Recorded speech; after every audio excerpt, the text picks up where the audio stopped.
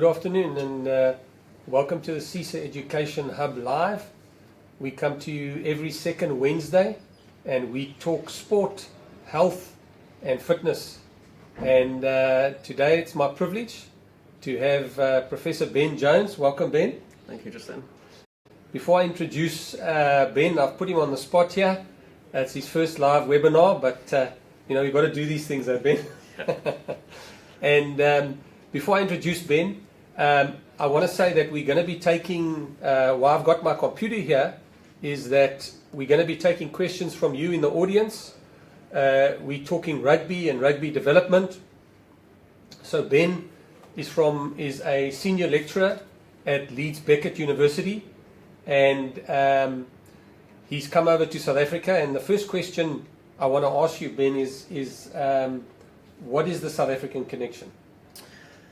The South African connection is about 4 years ago we started our rugby research programme, and pretty early on we realised that there's some real specific expertise at certain universities, and one of the expertise that we identified here was around Dr. Sharif Hendricks and his almost tackle science research, and also his work around coaches and players' attitude to training.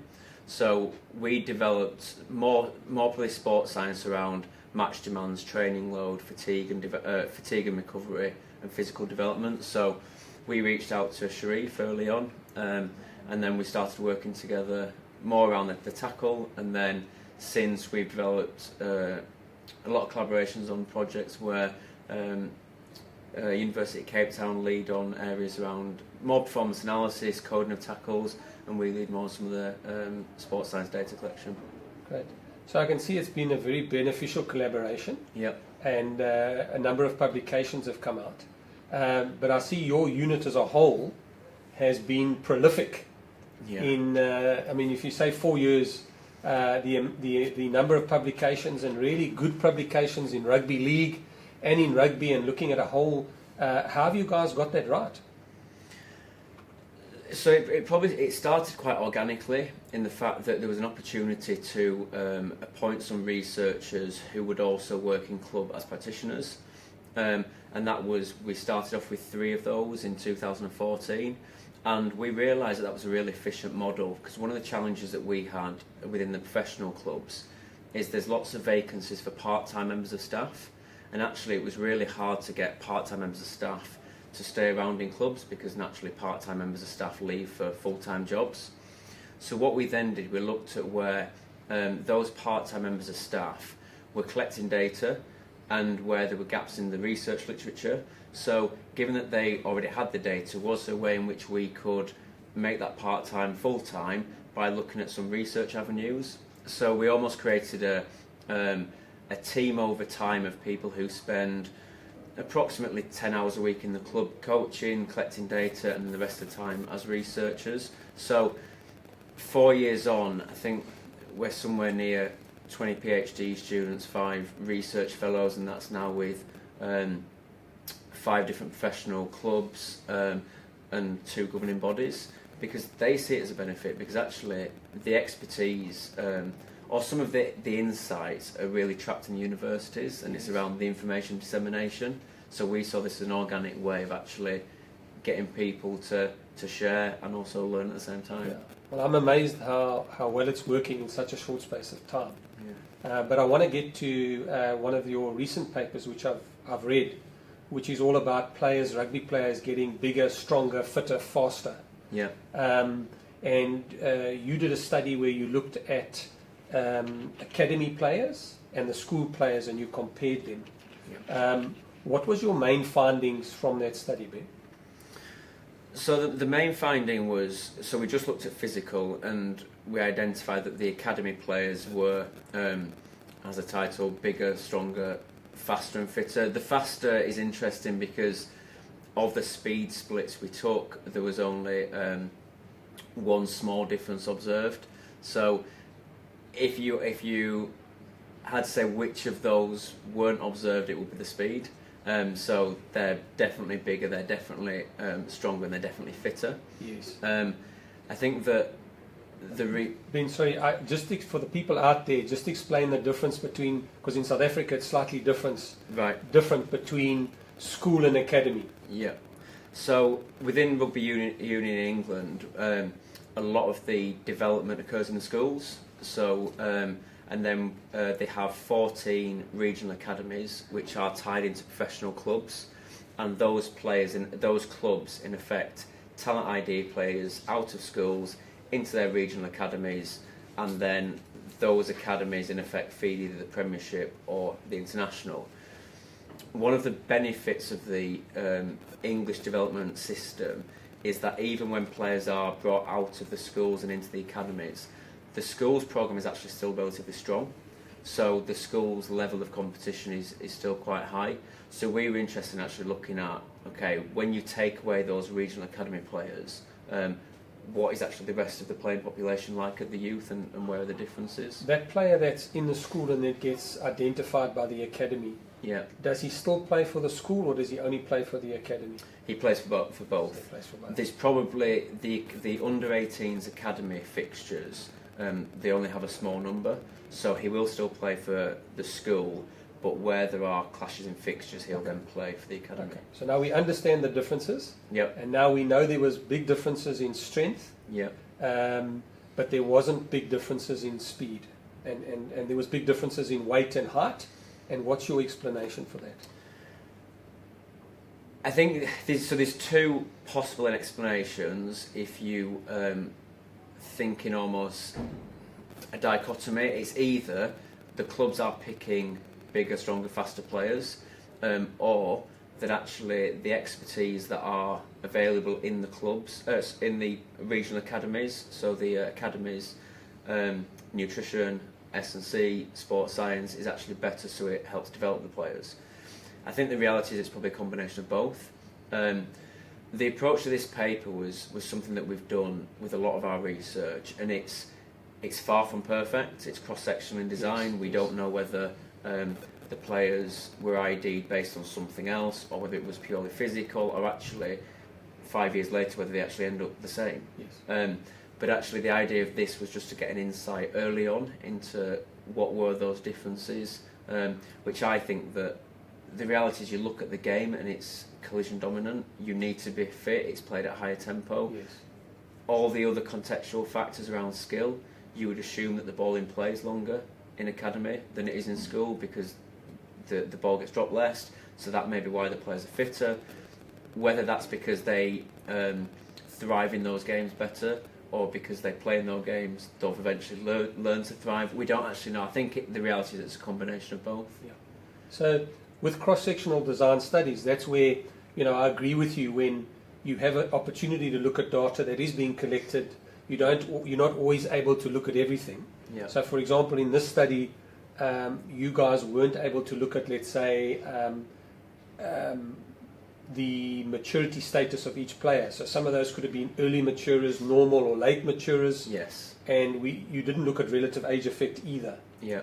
There is a trend where, and in South African rugby, it's very prevalent, where from a young age, and especially at under 13, we only pick the biggest players. Yeah. And this obviously carries on because they get more opportunities. Is the same happening in English rugby? I think it's getting better. I think that the way that this all comes down to winning and losing. Yeah. That if you want to win a game, whatever age group you're a coach of, if you pick the early maturing, relatively older, bigger kids, you will win, even Yes. if the other ones are more skillful or things. So Yeah. I think one of the benefits of the English system and the philosophies there is they are moving away from that. It still does exist. Schools still have cup competitions, and schools still post who wins after the Saturday games. But I think I would say there's a real emergence of actually development of skill, opportunity, creativity, fun, and then actually the bigger kid doesn't thrive as much. So that allows the relatively younger, smaller player to actually have as much opportunities. but it's an interesting debate because you can't get away from the fact that if you have two players who are as good as each other, the bigger kid will be better. In rugby, yes. In rugby union, rugby, yeah, because of the physical demands of the game. So I think where the sport's becoming intelligent is actually it's looking at where people will end up in the future, not at that moment in time. And from a, from an injury perspective, because obviously something we were speaking about just before we went on air was you might have a smaller player who's obviously trying to compete. They're a late developer. Yep. They're now trying to compete with these bigger players. And I'm not sure the literature is showing it to us yet, the research. Yeah. But, are those, what is your feeling? Are those younger players more, no, not the younger, the smaller players more susceptible to injury? I honestly don't know. I think the benefits of, I imagine that the smaller players do something different in terms of their tackle technique and what the work out of this group here has shown is that players who tackle better, who have tackle technique, get injured less than those that don't. So actually, maybe they aren't disadvantaged. It would be logical to think that actually a player who is a lot bigger, a lot stronger, who was as good at tackling as a player who was smaller and lighter, would actually have a lower injury risk because they could deal with the game demands. But there's also the contextual side of, are the players who are bigger, are they actually engaging in more contacts because of their physical advantage in the game? So I don't know yet, but you're right. I don't think the evidence is there, but I think it's definitely, there's a hypothesis there that actually we need to start to look at. We need to look at. I know that Professor Mike Lambert at the University of Cape Town, that's one of their studies that they are starting now. He's looking at whether the smaller players actually get injured more. Yes. Because obviously from parents' perspective, if I've got a son and he's a late developer and he's playing against much bigger boys, obviously I'm concerned from an injury perspective. So I think we need to be doing research there. And in South Africa, as you know, we've got another dynamic. Yeah. So in South Africa, some of the research we've done, we showed that our players of colour, our black and coloured players at Craven Week, which is our under-18 competition, are on average 10 kilos lighter than our white players. Yeah. So that's in effect, those players are playing an age group up. Yeah. Now, in your study, you showed that the school players were on average 10 kilos lighter than your academy players. Yeah. Now, what are some thoughts you've got around saying, what do you think the future research should look at? How do we, because in South Africa we're saying we want more black and coloured players to come through.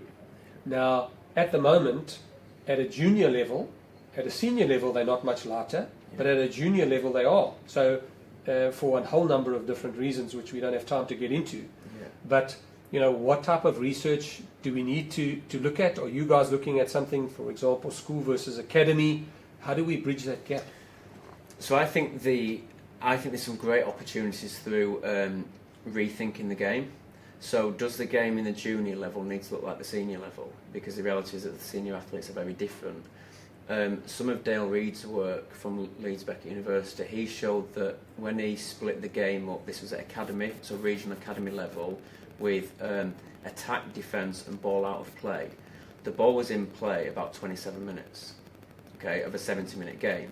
So the reality is that you can probably get through that game by being big, not that fit, because of all the stoppages. Yes. Now, if you did something contextual to the game, which modified something to keep the ball in play longer, then actually the smaller, lighter players who are faster because they're lighter and more evasive rather than contact driven, maybe that changes the whole game for them. And then actually you end up where you've got an evasion game as opposed to a contact game at that younger level, which means that actually more people stay within the sport. For me, that's where I'd like to see the research go, which wouldn't be around it'd be almost innovating around the game and actually seeing Can we make the game look different for the benefit of the future, as opposed to make the game look like what it looks like on TV, because that's what everyone's comfortable with? Yeah. No, I love that angle, because obviously, most people are thinking about, well, how do we level the playing fields by, either by playing by weight. But I like your angle where you're saying, well, maybe we change some aspects of the game for the juniors, which will give a lighter player more of an advantage. Yeah. So, and I think, American football is going through its own crisis at the moment, where they are also thinking, how can they change the game? And I don't know if you're aware, but there was a recent, they've, in a number of states in America, they've proposed having only tag football until 12 or 14, and then only playing contact from 14. Yeah. What are your thoughts on that? I know it's a bit of a curveball I've thrown you. No, it's right. I think this goes back to how we use evidence in practice. And these, if you look at what tackles were like 10, 15, 20 years ago, they were very different to what they're like now in terms of the safety, the rules, how we now protect the players. And especially in American football, where an attacker was just running someone with your head. So is it surprising that players now retiring from a game what it looked like 20 years ago have got problems? I don't think it is. Does the game look different now? Yes. But should we wait 20 years to see whether people are still having the same problems? No. So it's around, and this is the example of cross-sectional versus longitudinal research. Yes. Do you have to wait for robust longitudinal evidence before you change anything? Yes. Well, no, because it'd take too long.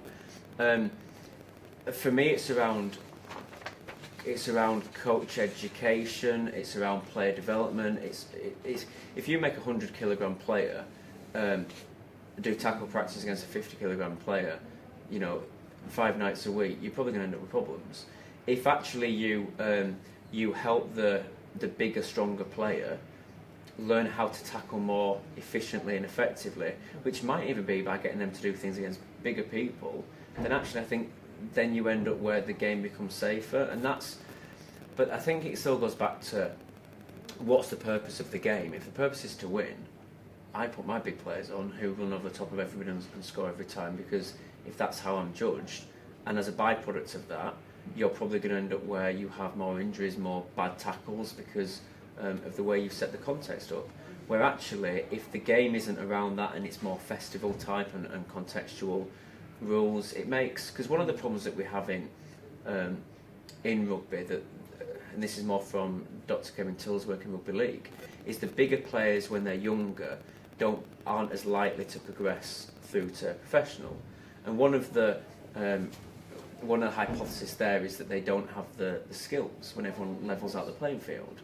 So we disadvantage in the big kids as well as the little kids. So what Kevin has found, and correct me if I'm wrong, he's found that your early maturers are picked for your representative sides at a younger age, yes, but less of them make it to the elite at an older age. Yes. Yeah. And you saying that you think that's one of the reasons that is related is that they're not picking up the skills because they can just rely on their size. Probably, yeah. And I mean, a lot of people would say that's the problem in South African rugby. Yeah. Our players are not as skillful as, for example, the New Zealand players. Yeah. And one of the hypotheses around that is that our players don't need to develop those skills because we've got a tradition of picking bigger players. Yeah. It's interesting because across world rugby, how many big players can pass off both hands, kick off both legs, and do the things that actually would make the game really dynamic. And actually, you either have big, powerful ball carriers, or you have little, skillful players. Why not both? Yeah. And actually, could we contextualize? Could we change some context within the game that means that everyone's got to develop their skills? Yeah. So I like your idea of, I think that rugby, I think they are doing a lot of thinking, but I think especially around the junior game, in South Africa, we've got a number of schools in junior rugby that are stopping to play rugby. Yeah. And we need to think seriously, and that's where research becomes so important about how can we restructure the junior game to ensure that the ideals which the game is about come into practice. Yeah. You know, that kids can enjoy it, that it's safe, and then at a higher level you can have a more robust game. Why? Because the body's more physically developed to handle it. Yeah, I agree. So, Ben, from a research perspective, from what we've been talking about, or in other areas, where is your emphasis at the moment going forward? What areas are you guys really looking into from a rugby perspective?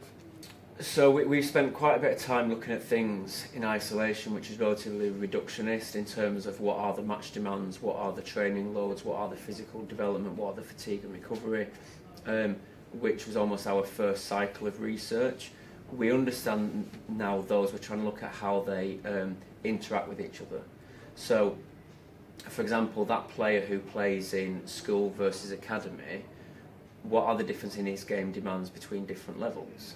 Is he, if you think about within any game you have people who are above average and below average, is he average in academy and above average in school, which actually means he's the same outputs in both? And then how does that influence his recovery? And then if we understand that, can we look at then their competition and playing schedules better? And almost with that, once you understand the game, the physiological and psychological, which we're not doing, cost of that game, you understand what training should look like. And then if you understand what training adaptations occur, you understand how to put that better together for the next game. So almost if we think about a 2-week cycle, which is, you know, potentially 2 or 3 games, 5 or 6 training sessions, a few gym sessions, what does that look like when you put it together? Because there's loads of work out there that's done a really good job at looking at things in isolation. Yeah.